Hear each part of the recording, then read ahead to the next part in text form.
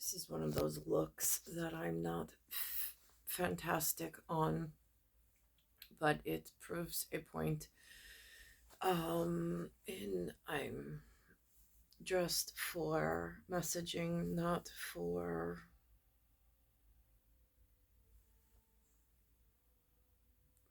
television professional spot, I suppose. Although, whatever. So last night, I got a text from the elders, um, and where I got a text from the elders inviting me to service today. I had a prior commitment to Zion Episcopal Church. I had promised the hospitality woman that, I apologize. I found out today he is the correct whichever. So I was asked to be part of the service to set up for the coffee hour, which I did, or for the social hour after the sermon in the it's not a banquet hall, it is more of the gathering place, the room with I call it cathedral ceiling, but it is not. It is a Episcopalian church. It is not a Roman Catholic church. It is not of Goth or Baroque or with steeples and with these archways of dioceses that have been around for millennia. We're not talking that grandiose in communicable settings. We are talking more early Dutch colonialism, and it's a white steeple. It is a wood and truss King's Post system of some sort in build. So it is impeccable, and it is imperative as far as I'm concerned to go. So I went, of course, the first day showing up for anything, there's that sense of like, I can do this. This should be an easy task. But having to work with somebody new and not knowing where anything is, and knowing that I have so many more questions than I do. So he was very kind. And Mother Lindsay was there. I alerted her that I did get the card, and I said that I had made a notation that when I first got it, I was like, a timeout. I said, did the church put me in a timeout that I wasn't aware of? So we kind of joked about that because she didn't see it as that. On it has teacups and more of like whichever, like a relaxing motif on it. But again, I was just in jest because it could have been read either way. And so inclination unbeknownst. But for me, it was a conversation piece. It also ties into in logic, what I have going on between subliminal and the sublime and the sublingual, and the efforts being made on multiple fronts, multifaceted, in however humans are functioning at some level. So it's the 19th Sunday after Pentecost, according to the bulletin, for which, so Anthony, 2012, my 12, came with me, 20th century 12, year 12. So he came and he also helped set up. And so we set up, and then we went down to the classroom for I guess it's Bible study, and then the person in charge of hospitality wanted um, to show me the cabinet system, since I'll be helping. I've offered my charity, or my time in however it is, for if she needs an extra set of hands.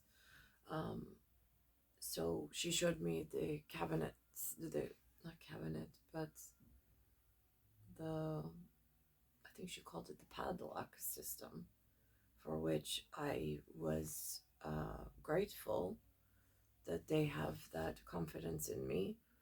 I know that these are in my upbringing, these are gestures of great significance between the relationship between myself and them. Um,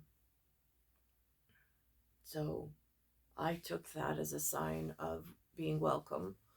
Um, and so I don't know. So that was nice. We had a nice exchange and setup, and then we went into the Bible study class, or the Sunday school portion. And there, it was interesting. The leader of the class, I being just a participant in renewal of sorts with subject matter that I think I was introduced to, although I'm not really sure. I can't remember, like crystal clear clarity. Memories are not there, being so long ago. But going through it now in this part of whatever's going on environmentally, biologically, health wise, um, and with area, whatever that's going on, I'm trying to refamiliarize myself with some of the pieces. So today they went over Noah's Ark, which I thought was really interesting. We did some readings.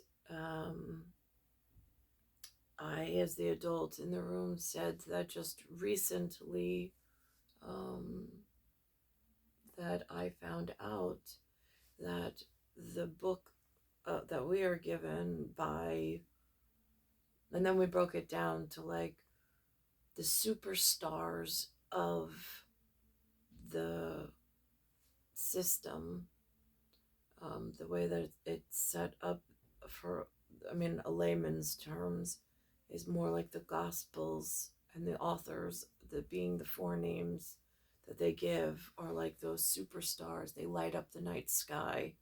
Um, and then there's the Old Testament, the New Testament. Like again, it's a real surface level account. To define the testament, I have not been. So she gave the definition of what a covenant was. I don't really know what the testament is, and at what level that's issued, or who's involved in that. But my son Anthony, 2012, was with me. Again, my grandfather's name was Antonio, so he takes that name. And I said, we went for, I said, what if Noah's Ark, just because they wanted a size of Noah's Ark, I said, what if it was like the size of Long Island? Just a what if. Just a what if. I said, because they were trying to like figure out and construct, how could you have two of each animal, and if the flood comes, how would those be, how much space would you need, like how big does it have to be? So again, I said, just think of maybe Long Island, because they went with cruise ships and things. But I'm like, again, it's been told, I've heard. However, and then I said, and just so I spoke with the instructor, I said, I found in the field there's something called NOAA, which turns out to be National Oceanic an atmospheric, I think, association. I was like, that's really important for our weather in this area. Or so I've been told by the television on one of the news stations.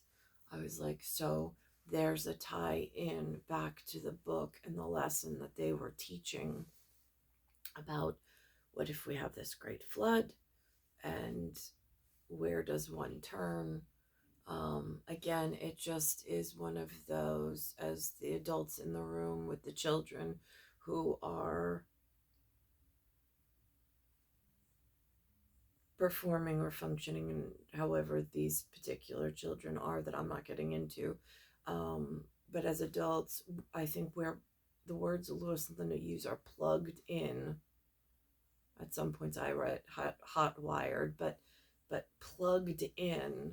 And like again, that's my reference to like a trolley car that has to have electric touching something in order to gain movement and traction. So as adults, I think we're plugged into the education and the words and the message a little differently in this one particular room. I don't think this happens in every instance. And then, because again, that is a testament to the awareness and the cognitive dissonance in some, like in some of the meetings that I've walked into. It's theoretically possible that other people had access to my prior file of being abused and hurt and may have had special purpose for calling upon me to interview me in person. I don't really know. It seemed normal in the moment. I always thought it was for the purpose for which it was spoken of, but I don't really know. And then that goes back to privacy or privy and anonymity in whatever happened to me. I don't know what's going on in the big wide world of bigger bird than the Sesame Street reference that Jim Henson gave me. In however that works, whether it's got one or two heads, I don't know. Big Bird had one, that much I know. So, but then again, that's like me receiving messages. Like Sesame Street's a really good example of the level of knowledge of the teachers that I've had access to, and the level, like, I mean, sitting in front of that screen watching Big Bird, Cookie Monster, and whatever, that's the level that of participation I've really had at not knowing things or unbeknownst to us. Where I know there are others that function at a greater level, which is where I go with high standards and they come with confidence of instilled intelligence for which I have not been exposed to. Not because I didn't want to, just I didn't know where to reach or where or how. And someone reached me early in life, and I don't know what happened thereafter because it now feels like I've been locked in some dead end. And I don't know. So, um,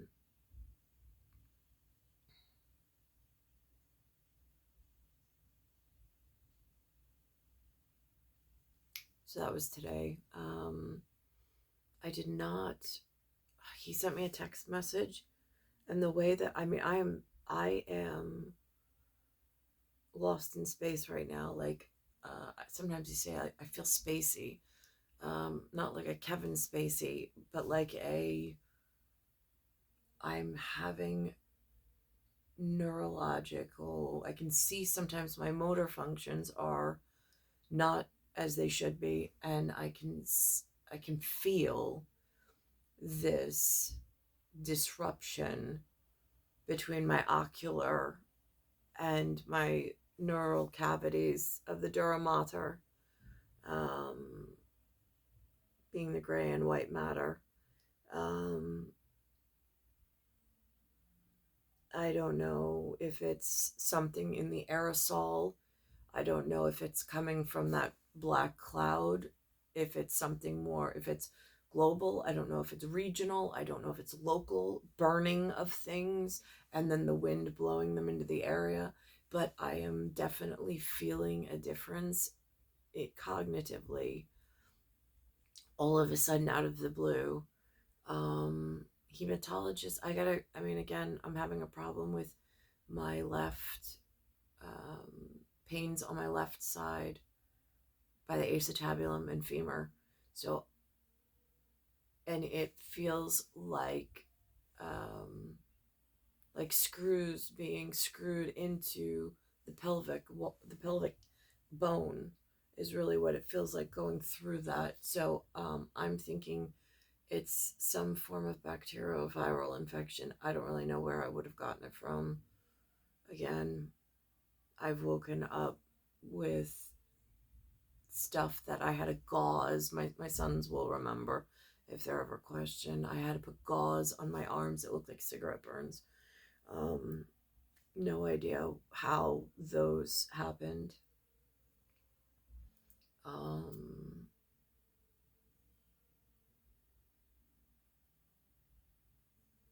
So this is where this becomes really tricky. And then it's kind of like I don't even know where to go as far as medical care, and what type of diagnostic test is needed. And then even trying in this reduced capacity to find a doctor's staff that's working or functioning properly is difficult. It shouldn't be, but it is.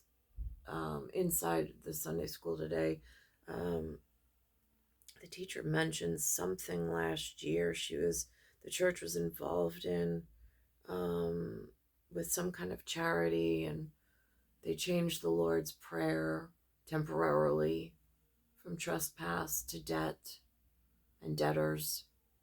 She explained why. I thought that was fascinating. I'm like, wait, what? I was like, so how does that work? But again, I didn't want to distract from the children receiving their biblical training.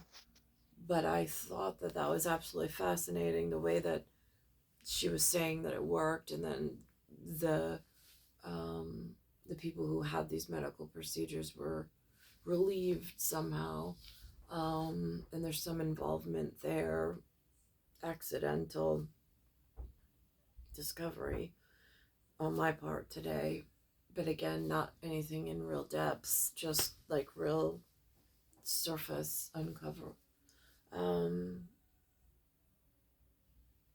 So I thank Dylan for taking the time and being very patient with me and allowing me to help, with the hospitality and volunteering, and offering me that opportunity to volunteer. And so again, in this, this disconnection is all of a sudden so very evident to me, in whatever's been transpiring over the last few days, in the air, I don't know if it's air, the water, I don't know if it's some kind of food that I ingested. Something is different, about being able to hold thought and hold memory and then carry that into another whatever. So, and there's also this really weird taste from just breathing in this area. And walking in the outside air. It's like, it's really hard to put into words. I don't want to say it's metallic, but maybe it is, but there's like an oil residue to it. It's a little on the metallic side. It's got this weird menthol feel, but not flavor. So I don't know what kind of chemicals that is, or what it could be, as far as like a decomposition of something that maybe they're burning and it's wafting into the area, or if it's something purposeful that they're sending up through the streets and the gas that runs through the city and nobody speaks of. Um, but I do feel a difference biologically of the effects of whatever it is that I don't have words for and I don't know who to report it to. Um, Speak to somebody at the church. It's not that kind of church. It's not that kind of community. It's not like Father Cardinal Dolan is at the front of the church, um, where he has been overseas, although, I mean, Mother Lindsay has as well. Um, but it's just like, it also comes in with like the rationale, like you've been taught to just stay quiet and, I don't know, almost feel like don't rock the boat and don't, like, I don't know, with you, I mean, like law enforcement agencies where I would think that they would like take this kind of complaint or this kind of concern, hospital being the number one, maybe law enforcement, but like law enforcement's not, doesn't, it almost feels like they give me the Heisman pose where like they just want you to like stay far away, like because they don't want to get involved. And I feel that from the hospitals too, like, are they really documenting for the right purpose and submitting the correct physical reports and ratios and numbers, or are they ignoring the necessity of the people and the health of the people and the health of the public and submitting through some alternate channels of insurance companies or some for-profit drug and pharmaceuticals, so there's some ceiling on that? I don't really know. But again, it goes into this integrity of the system. Um, and with so much adversity and diversity, the integrity has definitely not been up to where it needs to be as far as my standards go. Um, and that's a real field observation because it seems like everybody's in it just for their health paradigm, and morality and integrity seems to have shifted and not in the favor of the people being affected by these neurological agents that are, at times it feels like it's shifting winds, and I can smell it coming from the streets. So I don't know. I just don't. But the sense of nobody cares is the worst. I mean, like today, when one of the pieces was about the Lord and the God, and about humanity has something with humankind, and blotting out certain things. I don't have the exact verse on it, but that's what the spoken verse was. It was also interesting because the face at the side, which looked like a G5 or a G7 for Genesis, had a baseball cap with a circle on it, which reminds me of this cap when I wear it, which I'm in my church gear, so I didn't go with the hat. But in the margin, and it almost looked like the word Pentatouche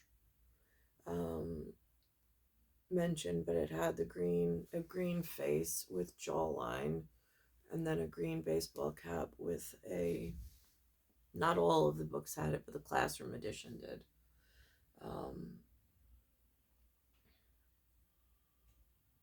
So that was interesting. So I have to text back the elders, because it was not for, like, again, my high standards is somebody texts you, you text right back. Normally that would have been like anxiety and I would have done it immediately. But the reduction in capacity at the moment, I totally forgot. And then it got late and I thought about it this morning, but I realized they might be in service already. And so now it's afternoon. Now, when I finish this video, I will text them immediately.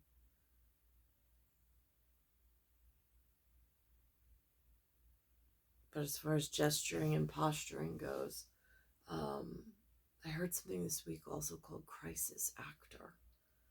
I had never heard that mentioned before. I think Bill Maher mentioned it this week for the first time. I had never heard the distinction because the sources of human communication in this area, or mankind communication, or humankind, I don't know which word is better. I don't always hear the trendy speak until however long thereafter. It's star 1978, star 8378, Nicole Cattaruzza, and I'm in this pattern.